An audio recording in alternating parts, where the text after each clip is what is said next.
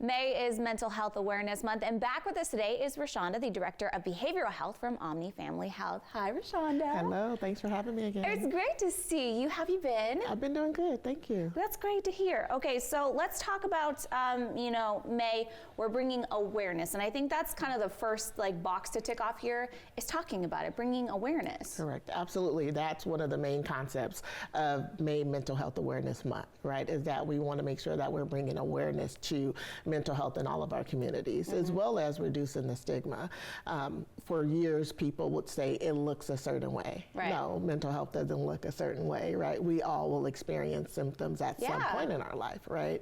And so the Awareness Month is really meant to bring the awareness, reduce stigma, but also advocate and support the ones that we know are faced with those challenges right now. Yeah, I mean, we have to sit down and have these conversations. Absolutely. So people don't feel alone and realize that maybe what they're going through is something they can reach out and actually get help for. Absolutely, and that's been part of the issue, is that we think that we have to do things alone, that we can't get support or that we can't share, because then what about the judgment? What about the biases that come with it? So what are some of the more common ones, mental health issues we're seeing around the community? I know it's probably different for every patient out there, but are you seeing some things more than others that people just aren't addressing? Absolutely, there are some things that are more consistent. Right now, a lot of social anxiety is out there, as well as post-traumatic stress disorder. As it relates to trauma, a lot of people, they don't want to touch that. They don't want to talk about that, right?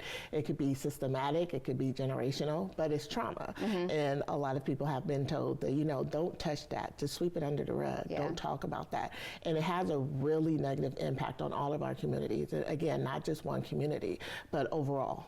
Yeah, I mean, those things do become generational, because if you grow up in a family that's like, don't talk about all the drama we had and what you're feeling, they then pass that on to their kids and nothing ever gets fixed. Correct, and it just becomes this pattern of we don't deal with our mental health, and that's why the stigma is there. So let's talk about how Omni is combining, your primary care as well as your mental health, because everything can kind of get done in the same place. Correct. So it's all about the whole self, right?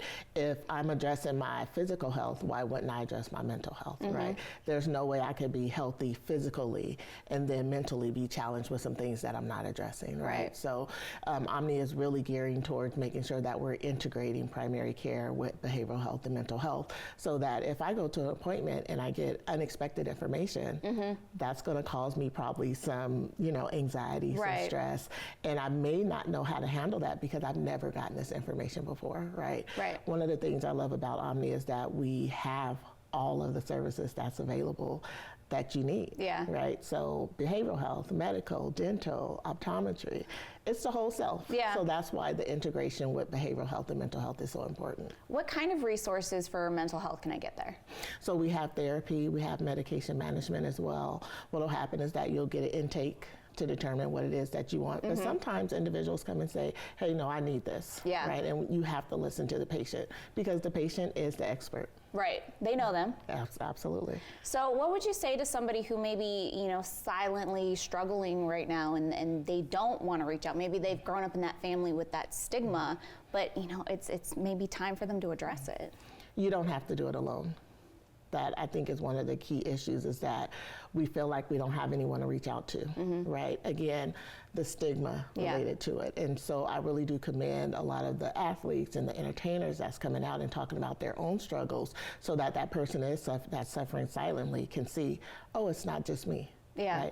I can reach out and get support. I don't have to do this alone, and that's my message. I've really noticed that a lot from our younger generation coming up, our Gen Zers. I feel like they're very in touch with their mental and emotional health, and they're totally fine saying, I have social anxiety, I have this, I have that, and I think that does help kind of break that stigma, especially from a younger age, to see people just being open and honest about it. Absolutely, and I think it causes the parents to have more awareness that, okay, maybe I need to do something different now that I see my child is open to this treatment. So it's healing all the way around. Absolutely. I love it. Okay, so if somebody wants to reach out, has information, how do they do that? You can always call our 866-707-OMNI number, as well as our website, and you can always walk into a clinic. Thank you so much. It was great to talk to you today. Thank you. All right, we're going to keep chatting more Studio 17 right after this.